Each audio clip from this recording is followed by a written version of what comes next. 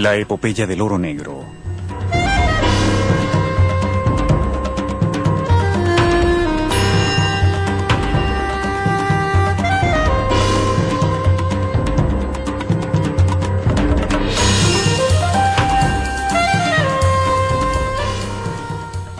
Apenas 100 años después del comienzo de la era del automóvil, los expertos advierten que el hombre ya ha quemado casi la mitad de las reservas mundiales de petróleo que le ha tomado millones de años a la naturaleza en producir.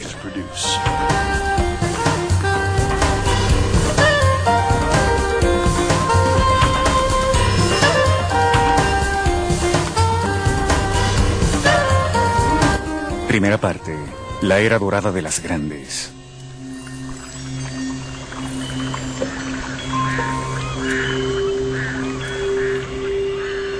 Apenas el petróleo fue descubierto en cantidades grandes, se crearon enormes compañías, principalmente anglo-estadounidenses, llamadas las grandes, para su extracción, refinación, transporte y comercialización.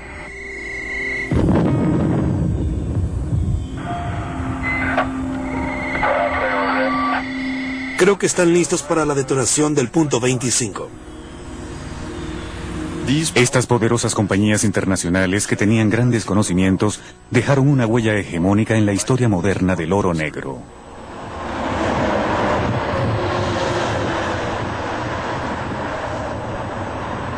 La fiebre del oro negro.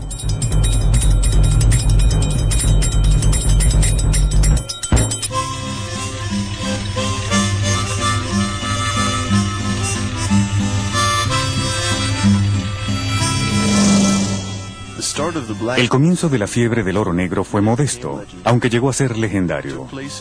Aconteció en Titusville, Pensilvania, en la costa este de Estados Unidos, cerca de un pequeño río donde la presencia de petróleo era tan evidente que fue llamado Arroyo de Petróleo.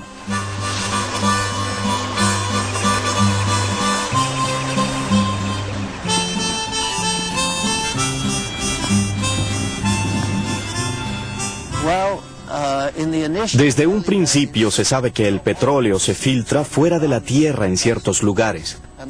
Y así la gente se percata de la existencia de capas de petróleo que flotan en el río. Lo que indica que en ciertos sitios el petróleo brota de forma natural. En Pensilvania había muchas de estas filtraciones. Alrededor de 1859, Edwin Drake fue el primer hombre en perforar el primer pozo, con el único propósito de encontrar petróleo. Perforó hasta una profundidad de tan solo 21 metros y de pronto salió petróleo. Por supuesto, tan pronto como brotó el petróleo, la gente se dio cuenta de su valor y que se encontraba aquí. Así que alguien perforó en el siguiente sitio. Y en realidad, en el curso de unos 5 años, la gente sencillamente vio dónde había sido hallado el petróleo y lo relacionó con las estructuras geológicas. Para ese entonces ya existía la ciencia de la geología, así que podían ver la relación entre estas estructuras llamadas anticlinales, que es una especie de arco, como si las rocas se combaran y el petróleo se concentrara en la cima de la comba. La gente comenzó a ver esto de una manera práctica. Una vez que se encontraba una estructura que contenía petróleo, se le hacía un seguimiento y luego se buscaba otra. Y en realidad, a los pocos años de los primeros pozos, lo fundamental para hallar petróleo ya era conocido. Drake era un aventurero en busca de fortunas. Decía ser coronel para enaltecer su reputación y conseguir socios más fácilmente. Era el arquetipo del exitoso pionero petrolero estadounidense, y muchos otros siguieron su ejemplo.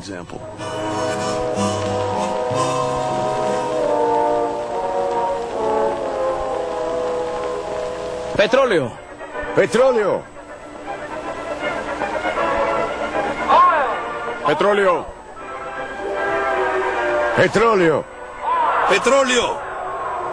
¡Petróleo! ¡Petróleo!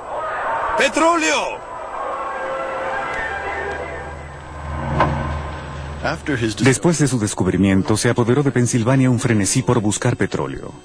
En apenas pocos años, y a pesar de la guerra civil que devastó a los estados del sur entre 1860 y 1865, la fiebre del oro negro se propagó por todo el país, hasta California.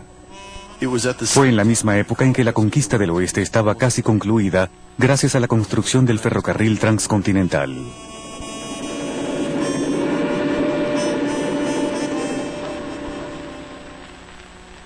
Para 1850, varias décadas antes de la época del automóvil, la necesidad de petróleo aumentó rápidamente debido al desarrollo del transporte ferroviario y la mecanización, que requerían mucho lubricante industrial elaborado hasta entonces con aceite de ballena.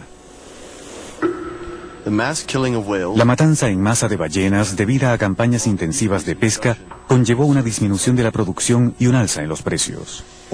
El lubricante de hidrocarburo, que era más barato y más eficiente, comenzó a ser usado como reemplazo, salvando así las ballenas de una muerte segura. Al mismo tiempo, un gran cambio ocurrió en la iluminación residencial, cuando las lámparas de querosén dejaron de ser un privilegio solo para la clase pudiente. Los vendedores de querosén cada día eran más numerosos, llegando hasta los lugares más recónditos del mundo. Los pozos petroleros de Estados Unidos podían surtir a todo el país.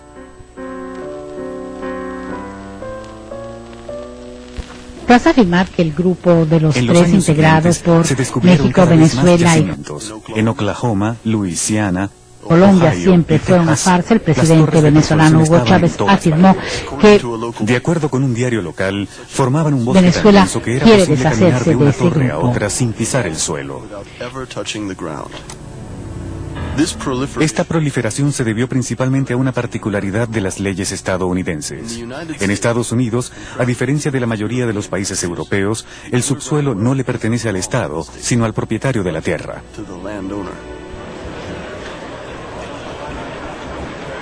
Aprovechándose de esta ley, miles de pequeños propietarios se convirtieron en buscadores de petróleo en cualquier terreno que poseyeran.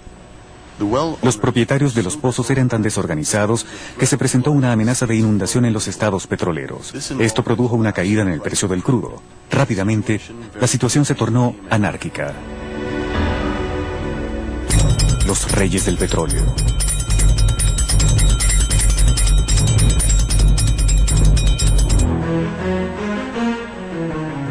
Un ambicioso joven de 24 años, John D. Rockefeller, entendió enseguida que podía sacar provecho de esta situación para hacer fortuna. Se dice que Dios creó el mundo y Rockefeller lo puso en orden. Detrás de su éxito estaban su intuición visionaria y su inagotable energía, pero también un desprecio total por la ley. Les dijo a los buscadores de petróleo: arriesguen sus dólares para encontrar nuevos campos, y cuando hayan encontrado petróleo, tendrán que pedirme que lo transporte, lo refine y lo comercialice. Así fue como en 1870, a la edad de 31 años, fundó una compañía que habría de ser legendaria: Standard Oil. El destello de inspiración de Rockefeller fue estandarizar la elaboración de productos refinados. Su idea giraba en torno a un mercado estándar, término que incluyó en el nombre del imperio que creó. Una vez que fuera posible suministrar productos estándares al mercado, productos específicos que pudieran ser usados por gente diferente, el petróleo podría ser usado a gran escala y particularmente en automóviles. Ciertamente, estas dos industrias se desarrollaron en paralelo. Los automóviles requerían de un producto estándar y el petróleo necesitaba un mercado, si se quiere, también estándar. Así que el destello de inspiración de Rockefeller fue haber visto esta oportunidad y haberla aprovechado. Desde el principio, Rockefeller impuso su propia ley sobre los pequeños propietarios de tierra y se deshizo de un competidor tras otro.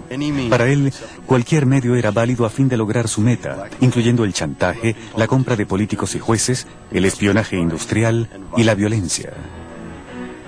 Un ejemplo de esto es la guerra que lanzó contra los propietarios de oleoductos. Cuando estos se enfrentaron a él, Rockefeller, sin pensarlo dos veces, envió a sus secuaces para sabotear las instalaciones. Su ansiedad por el éxito no tenía límites.